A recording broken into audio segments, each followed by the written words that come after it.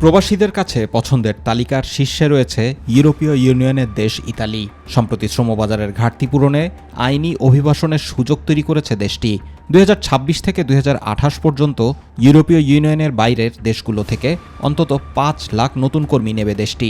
এই কোটায় আবেদন করতে আগ্রহীদের 7 ডিসেম্বরের মধ্যে ফর্ম পূরণ করতে হবে।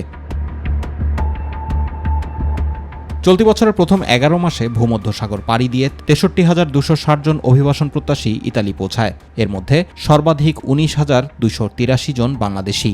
2000 সালে ইতালি অবৈধ অভিবাসীদের বৈধতা দেওয়ার পর থেকে গত 5 বছরে 90,000-এরও বেশি বাংলাদেশি দেশটিতে প্রবেশ করেছে।